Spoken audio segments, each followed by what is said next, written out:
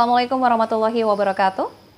Apa kabar pemirsa program Melekat mengenal lebih dekat kembali hadir menjumpai Anda bersama saya Ratu Fitri. Dan kali ini saya berada di DPRD Provinsi Banten dan kali ini saya berada di ruangan fraksi dari PKB. Sudah bersama saya narasumber Bapak Syarifuddin bin Haji Salwani dan anggota dari Komisi 4 DPRD Provinsi Banten. Kita sapa dulu. Assalamualaikum warahmatullahi wabarakatuh. Waalaikumsalam warahmatullahi wabarakatuh. Terima kasih. Salam kenal Bapak, kabar baik?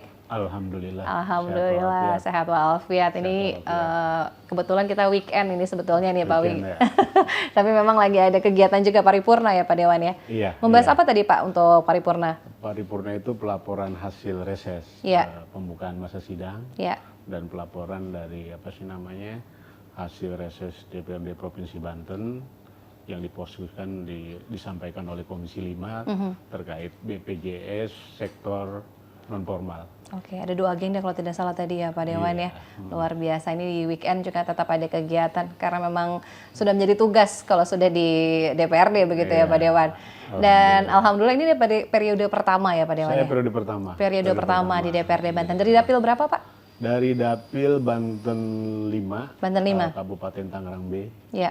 Yang meliputi 8 kecamatan, Rajek, Pasar Kemis, Sindang Jaya, Sepatan Timur, Sepatan, Pakuhaji, Kosambi, dan Teluk Naga. Wah, ada banyak, ada 8 kecamatan ya, terutama di Kabupaten Tangerang tadi ya Pak Dewan ya. Nah ini mungkin kita ingin tahu juga karena memang baru periode pertama sesuai dengan nama program kita mengenal lebih dekat. Nah ini sebelum kita masuk ke tupoksi di anggota Komisi 4 Pak Dewan, kita ingin mengenal lebih dalam juga background sebelum terjun ke politik nih. Pak Dewan sebelumnya apa nih Pak Dewan? Saya dari politiknya dulu ya. Saya alhamdulillah kalau bicara politik itu memang sudah nyebur itu dari bahkan sama dari SMP gitu kan. Dari kecil ya. Dari pemilihan ketua OSIS gitu kan. Alhamdulillah jadi ketua OSIS. Kemudian di SMA juga sama. Itu masuknya udah karir politik tuh Pak Dewan. Ya. Karena pemilihan. Pendidikan politik lah ya. Gitu Betul. Di SMA juga sama ketua OSIS juga di SMA Negeri 3 Tangerang waktu itu. Nah kemudian kuliah, saya bergabung di organisasi eksternal Pergerakan Mahasiswa Islam Indonesia di Jakarta. Saya juga di tingkat kampus, saya ketua komisariat juga. Kemudian saya juga ketua cabang di Jakarta Timur. Terus di provinsi itu DKI itu saya bendahara umum kalau nggak salah di PMII Jakarta. Kemudian sampai ke PB juga, pengurus besar, saya wakil sekjen di bidang kewirausahaan karena sesuai dengan basis pendidikan saya sebenarnya. Saya kuliah di perbankan, gitu. Kemudian setelah kuliah, ya karena memang ada latar belakang wirausaha dari keluarga, kemudian kita merintis usaha itu bidang konsultan. Waktu itu saya fokus di Kementerian KKP dan Kementerian Perhubungan gitu kan. Jadi lebih banyak masuk ke infrastruktur, terutama infrastruktur sektor kelautan. Nah kemudian kan biasanya kalau di NU itu dari PMI itu ke Ansor. Saya juga aktif di Ansor, pernah juga menjabat Kasat Korwil Banser di Jakarta gitu kan. Kasat Korwil itu kalau seperti komandannya lah gitu. Tapi kemudian ada nasihat lah dari senior untuk pulang kampung, kemudian membantu kepengurusan di DPW PKB Banten. Alhamdulillah di PKB juga saya bendahara wilayah gitu kan. Dan 2019 saya sempat maju sebenarnya, tapi belum beruntung. Tapi alhamdulillah di 2024 maju dan alhamdulillah bisa dilantik pada 2 September 2024. Ya seperti itulah perjalanannya gitu. Perjalanannya ini sudah mulai aktif di organisasi-organisasi sebetulnya ya. Jadi sudah tidak asing nih kalau dari segi politik. Karena memang politik ini perlu juga kaderisasi, regenerasi. Anak muda ini tidak apatis begitu ya. Terkait juga dengan kepolitikan begitu ya. Nah ini juga perlu anak-anak muda juga terjun ke politik agar tidak antipati begitu ya Pak Dewan ya. Iya, iya, iya. Nah, ini kan tadi perjalanan politik begitu ya, kemudian akhirnya alhamdulillah rezekinya di 2024 kemudian terpilih menjadi anggota dewan dan kemudian bergabung di Komisi 4. Nah, berangkat dari dapil konstituen ini terutama ya dari aspirasi konstituen, apa sih Pak yang mungkin juga diaspirasikan dari masyarakat terutama di dapil Pak Dewan? Partai melihat latar belakang saya di dunia usaha yang meliputi infrastruktur gitu kan. Kemudian partai menugaskan saya di Komisi 4 gitu kan, komisi yang memang membidangi perhubungan, Perkim, terus pekerjaan umum. Saya ditempatkan di Komisi 4 oleh partai. Sehingga memang fokus kita adalah bagaimana aspirasi dari konstituen di dapil itu kan memang lebih ke infrastruktur. Gitu kan. Problemnya adalah ini kan sebenarnya kalau bicara DPRD Banten tidak hanya dapil ya. Betul, luas tapi juga ya. Kita ini kan cinta Banten, tidak hanya dapil tapi kan seluruh Banten gitu kan. Nah kan sama-sama kita ketahui bahwa Banten ini kan sebenarnya ada ketimpangan. Betul. Ada ketimpangan dalam artian percepatan pembangunan antara utara dengan selatan gitu. Nah bicara tentang di utara dulu, yang kata orang sebenarnya lebih maju. Padahal kan sebenarnya kan di sisi lain banyak juga daerah-daerah yang masih perlu sentuhan-sentuhan dari Pemprov ya, terutama mungkin sektor transportasi. Problem yang paling mendasar ke daerah-daerah berkembang ini kan kemacetan. Betul. Dengan banyaknya hunian-hunian, kemudian pembangunan pusat-pusat perbelanjaan itu kan mengakibatkan kemacetan yang luar biasa. Dan ini yang terjadi di dapil saya itu. Nah, kemudian yang menjadi titik krusial adalah di lahan. Jalan sudah sempit, kemudian suka tidak suka harus dilebarin. Nah ini kan jadi PR besar dari eksekutif ya, baik itu pemerintahan kabupaten, pemerintahan kota, ataupun pemerintahan provinsi. Ambil contoh misalnya jalan yang menghubungkan antara Kabupaten Tangerang dengan Kota Tangerang di daerah Kedaung, Kecamatan Neglasari. Nah, dari Tangerang itu kan dari Kabupaten Tangerang masuk ke Kota Tangerang lewat jembatan gitu ya, jembatan Kedaung itu. Nah, jalan yang di Kota Tangerang ini udah sempit, udah sempit gitu kan. Pemprov siap membangun, tapi kan kewajiban lahan kan oleh kota. Pembebasan lahan. Disitulah peran kami sebagai legislator melakukan komunikasi dengan Pemprov, dengan pemerintah kabupaten, dengan pemerintah kota, ataupun dengan dewan-dewan kami di kabupaten dan kota gitu. Supaya apa? Supaya yang menjadi aspirasi masyarakat ini bisa terwujud. Nah, itu dalam proses. Itu kan problem kami di utara ya, yang yang dibilang lebih maju dan lebih berkembang. Nah, terkait Banten di wilayah selatan, mungkin memang postur anggaran kita juga lebih banyak ke sana. Tapi memang lebih pada peningkatan, bahkan mungkin membuat jalan baru gitu. Jadi kan problemnya berbeda. Betul. Problemnya berbeda. Nah ini ya tadi mungkin itu yang perlu kami jelaskan. yang berangkat dari situ ya, karena memang keseluruhan nih terkait juga dengan transportasi, kemudian juga tadi Komisi 4 ini lebih ke pembangunan juga begitu ya. Jadi semua daerah kita pikirin dengan karakteristik masalah yang berbeda tersebut. Berbeda-beda. Gitu. Tapi intinya adalah tadi agar tidak ada ketimpangan lagi. Kemudian juga pemerataan ya dari segi pembangunan antara Banten Utara, Banten Selatan udah nggak ada perbedaan. Walaupun memang masih cukup panjang begitu PR-nya begitu ya Pak Dewan. Dan itu kita tidak boleh putus asa gitu kan, karena kan progresnya itu kan ada. Jalan tol sudah sampai Tanjung Lesung. Kemudian kan Insya Allah kereta api juga dari Rangkas ke Labuan direaktivasi lagi gitu. Nah kita di legislator akan mendorong terus upaya-upaya pencapaian itu. Betul, betul. Apalagi tadi ya pembangunan ya, terutama infrastruktur. Karena perekonomian satu daerah akan meningkat juga karena didukung juga oleh infrastruktur yang memadai begitu ya Pak Dewan. Ambil contoh seperti ini misalnya. Daerah selatan itu kan penghasil hasil bumi ya, pertanian, buah-buahan gitu kan. Dulu petani misalnya, petani di Pandeglang dan Lebak itu kan menjual hasilnya kan ke kota, ke Jakarta lah. Itu kan agak sulit. Tapi ketika infrastrukturnya bagus, mereka panen, kemudian dimasukin ke misalnya ke bak, masuk jalan tol, tidak perlu waktu lama untuk sampai misalnya ke Jakarta, ke Keramat Jati, ke apa, kayak gitulah itu. Ilustrasinya seperti itu. Betul, ini mendukung sekali. Dan katanya berangkat juga pembangunan itu dimulai dari desa. Ini desa-desa di kabupaten dan juga provinsi Banten ini kan cukup banyak begitu. Dan juga diselaraskan dengan program-program pemerintah daerah. Nah, dalam artinya ini baru saja di launching katanya ada program dari Gubernur Banten inisiasi, yaitu program Bangun Jalan Desa Sejahtera atau disingkat menjadi Bang Andra.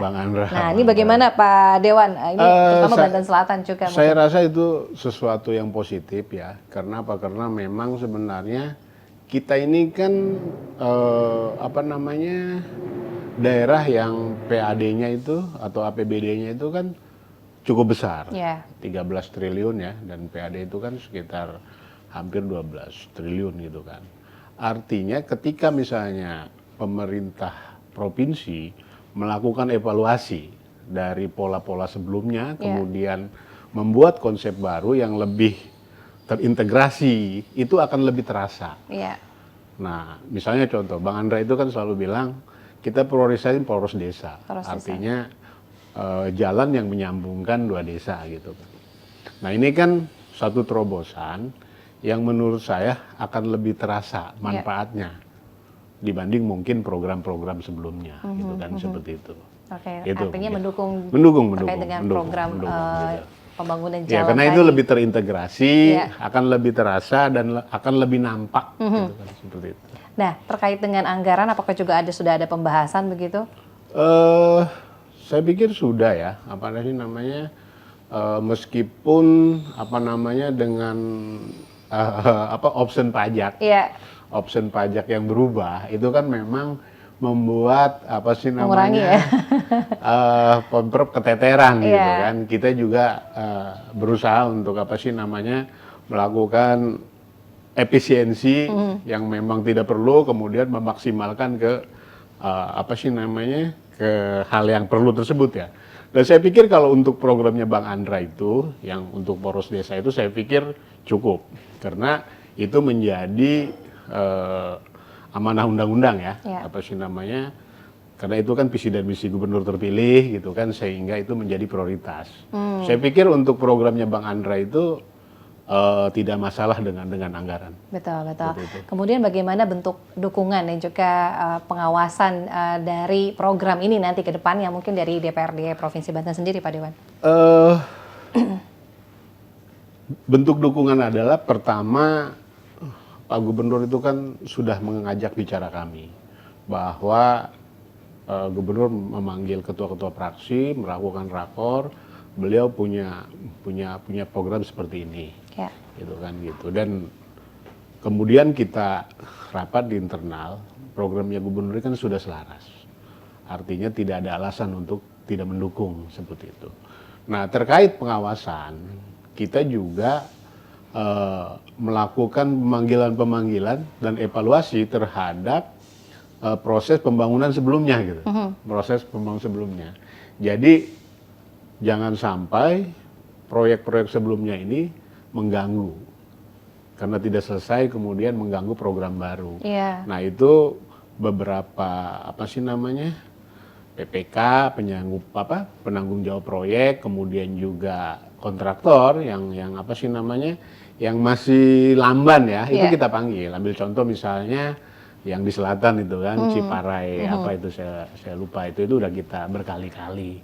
Bahkan kayak pembangunan gedung gedung kantor pusat Bank Banten juga ketika lambat ya kita panggil gitu. Jadi Komisi 4 selalu responsif terhadap isu-isu yang terkait infrastruktur. Jadi kalau kita dengar ada masalah misalnya sampah, terus apa sih namanya gedung Bank Banten yang belum maksimal, terus jalan yang di selatan, beberapa jalan itu selalu kita panggil. Tidak hanya dari sisi dinasnya, tapi juga dari kontraktornya malah kita panggil, dan itu sudah berjalan. Nah, ini juga harus sesuai dengan target pembangunannya tadi ya dari para kontraktor tersebut. Nah, artinya juga dengan adanya program gubernur ini disebut tadi ada Bang Andra, pastinya juga akan mendapatkan dampak positif begitu bagi pertumbuhan ekonomi desa. Bagaimana mungkin melihat ke depan dengan pertumbuhan ekonomi di desa nanti? Ya, saya pikir seperti yang tadi saya ilustrasikan, mayoritas di Banten Selatan apa sih namanya, kita mengoptimalkan pertanian. Pertanian, baik itu hortikultura dan buah-buahan gitu kan. Ketika infrastrukturnya bagus, ini kan akan mudah apa namanya para petani melakukan apa sih namanya supply ke pemasarannya gitu, seperti itu. Itu menurut saya sangat ini ya, sangat apa sih namanya, sangat konkret gitu kan. Lah kalau misalnya gini, petani nanam misalnya pepaya di daerah yang jalannya masih rusak, gitu kan. Untuk ngangkutnya entah digotong, nggak pakai sepeda gitu kan. Kapan nyampe pasarnya gitu kan. Nah, dengan Pemprov membangun jalan Bang Andra ini nih yang sampai titik-titik apa sih namanya pusat ekonomi ini apa namanya masyarakat desa. Nah, ketika panen kan tinggal dimasukin bak, dimasukin truk, langsung jalan ke pusat-pusat pemasarannya. Saya pikir ilustrasi seperti itu sangat konkret lah gitu. Itu dari sisi ekonomi. Kemudian juga jalan ini kan juga apa sih namanya terkait sekali dengan pengembangan sumber daya manusia kita kan. Kita kan sangat sedih ketika lihat di TV bagaimana anak-anak Banten itu mau sekolah ngelewatin jembatan Indiana Jones gitu. Gitu kan. Lewati gunung, bahkan lewati lembah, ini apa sih namanya bahkan jembatannya rusak. Itu kan sangat miris gitu kan. Bagaimana mereka bisa belajar dengan tenang ketika nyampe sekolah gitu. Tapi ketika misalnya program gubernur ini membangun infrastruktur pedesaan, anak-anak bisa berangkat sekolah dengan nyaman. Nyampe sekolah mereka bisa belajar dengan tenang. Nah itu menurut saya. Faktor keselamatan juga artinya ya. Keselamatan. Jadi dampak ekonomi dan dampak peningkatan terhadap sumber daya manusia itu sangat menunjang. Sangat menunjang. Begitu. Dan ini pun juga harus didorong dengan penerangan jalan umum. Artinya juga dari sisi sarana penunjang, PJU-nya juga begitu. Bagaimana Pak Dewan? Ya apa sih namanya? Itu kita upayakan ya. Jadi sebenarnya kan beberapa kali sebenarnya itu kan Dinas Perhubungan itu kan mencoba untuk PJU itu dengan smartphone. Tetapi kemudian apa namanya secara teknis kemudian apa namanya terkendala baik dari sisi kontrol atau segala macam, sehingga kalau tidak salah dinas kembali ke yang manual, yang ditempelin lagi ke listrik PLN. Nah menurut saya hal-hal tersebut itu kan teknis, yang penting dinas tetap jalan. Upaya-upaya memaksimalkan penerangan itu harus jalan, tidak boleh berhenti. Nah kita di Komisi 4, kebetulan saya juga tergabung di Bangkar, akan komitmen mensupport hal-hal yang untuk kepentingan tersebut, Mbak, gitu kan, seperti itu. Baik, ini gitu juga mungkin. sebagai penunjang artinya sebagai ya Pak Dewan. Mudah-mudahan gitu. dengan adanya jalan yang sudah baik, kemudian juga dilengkapi dengan penerangan jalan. Selain juga untuk akses masyarakat bisa lebih gampang, kemudian juga tingkat kecelakaan, lebih kriminalitas rendah. Juga bisa menurun ya Pak Dewan ya. Baik. Ini sudah di penghujung Pak Dewan. Terakhir mungkin ada pesan yang ingin disampaikan untuk masyarakat terkait dengan tema kita. Silakan Pak Dewan. Assalamualaikum warahmatullahi wabarakatuh. Kepada seluruh stakeholder dan masyarakat Banten, mari kita dukung pembangunan Provinsi Banten dengan mendukung dan juga mengawasi semua proses yang ada di pembangunan Provinsi Banten. Adapun kalau ada hal-hal yang dilihat tidak tepat, kami dari Komisi 4 DPRD Provinsi Banten membuka ruang seluas-luasnya untuk menerima aduan, dan insya Allah ini kita teruskan dengan tindakan pemanggilan dan juga pemantauan di lapangan. Terima kasih. Assalamualaikum warahmatullahi wabarakatuh. Waalaikumsalam warahmatullahi wabarakatuh. Sekali lagi terima kasih Bapak Syarifuddin bin Haji Sawani, anggota Komisi 4 DPRD Provinsi Banten dari fraksi PKB. Semoga diberikan kesehatan dan kelancaran di setiap aktivitas, dan mudah-mudahan nanti kita punya waktu lagi untuk ngobrol-ngobrol lagi dengan tema yang berbeda. Dan pemirsa, tuntas sudah kebersamaan kita dalam program Melekat kali ini. Terima kasih banyak atas kebersamaan Anda. Saya Ratu Fitri pamit mengucapkan terima kasih.